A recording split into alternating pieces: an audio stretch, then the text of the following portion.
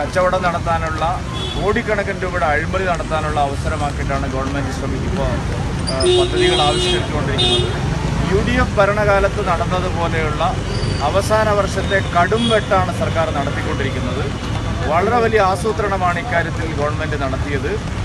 കണ്ണൂരിലും പത്തനംതിട്ടയിലെ പമ്പയിലും സർക്കാർ പരീക്ഷിച്ചത് ഈ വ്യാപകമായ കൊള്ളയ്ക്കുള്ള തുടക്കം മാത്രമാണ്.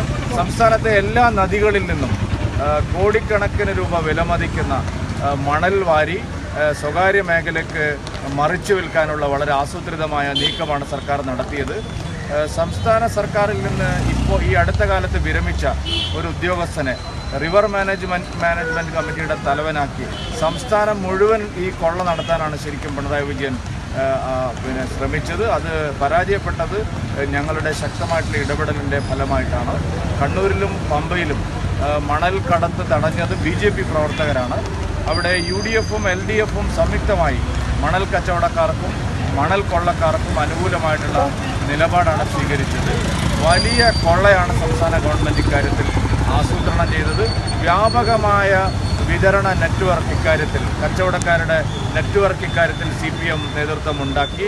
വ്യവസായ മന്ത്രി EP ജയരാജൻ നേരിട്ട് CPM സംസ്ഥാന സെക്രട്ടറിയുടെ ഉൾപ്പെടെയുള്ള മക്കളും ബന്ധുക്കളും ഉൾപ്പെടുന്ന വലിയ വ്യാപകമായിട്ടുള്ള ഒരു മാഫിയ സംഘമാണ് ഈ മണൽ കൊള്ളയ്ക്ക് പിന്നിൽ. കേരളം മുഴുവൻ മണൽ കടത്താനുള്ള ഗൂഢാലോചനയാണ് സർക്കാർ നടത്തിയത്. ഇത് വരും ദിവസങ്ങളിൽ തുടരാനായിരുന്നു സർക്കാരിൻ്റെ പദ്ധതി. വ്യാപകമായ നിലയിൽ മണൽ കൊള്ള നടത്താനുള്ള സർക്കാരിൻ്റെ നീക്കം സർവ്വശക്തി ഉപയോഗിച്ച് ഞങ്ങൾ തടയും. കൊറോണ സംസ്ഥാനത്ത് വ്യാപിക്കുകയാണ്. രോഗബാധിതരും സമൂഹവ്യാപനം ഇല്ലാന്ന് പറയുമ്പോഴും രോഗബാധിതരുടെ എണ്ണം കൂടുകയാണ്, മരണവും കൂടുകയാണ്. സർക്കാരിന് വീഴ്ച സംഭവിച്ചിട്ടുണ്ട്. തീർച്ചയായിട്ടും ഗവൺമെൻറ്റിന് ഇക്കാര്യത്തിൽ എല്ലാ നിയന്ത്രണങ്ങളും നഷ്ടമായിരിക്കുകയാണ്.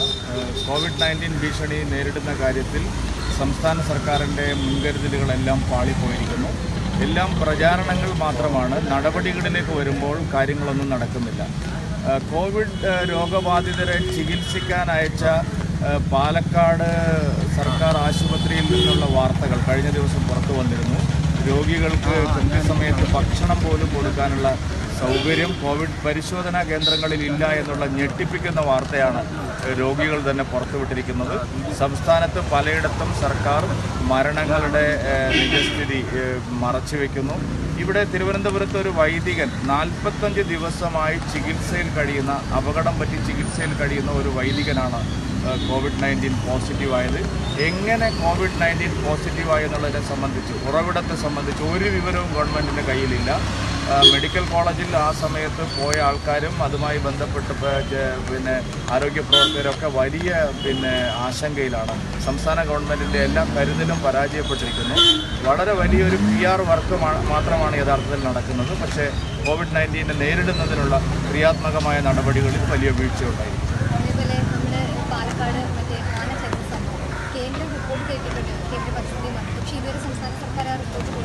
അല്ല, ഇത് ഒരു സംഭവമല്ല, തുടർച്ചയായിട്ടുള്ള സംഭവങ്ങളാണ് ഇത്തരം കാര്യങ്ങളിൽ ഉണ്ടാകുന്നത്. ഇപ്പോൾ ആന വിവാദം മറ്റൊരു വിവാദമാക്കി മാറ്റാനാണ് പിണറായി വിജയൻ ശ്രമിക്കുന്നത്, സർക്കാർ ശ്രമിക്കുന്നത്.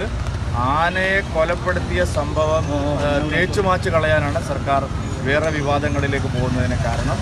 യഥാർത്ഥത്തിൽ കുറ്റവാളികളെ കണ്ടുപിടിക്കുന്നതിനോ മാതൃകാപരമായി അവരെ ശിക്ഷിക്കുന്നതിനോ നടപടിയെടുക്കുന്നതിന് പകരം മറ്റൊരു തരത്തിലേക്ക് വിവാദം വഴിതിരിച്ചു വിടാനാണ് സർക്കാർ ശ്രമിക്കുന്നത്. ജനങ്ങളെ ഭിന്നിപ്പിക്കാനുള്ള പ്രചരണമാണ് ഇക്കാര്യത്തിൽ സർക്കാർ നടത്തുന്നത്.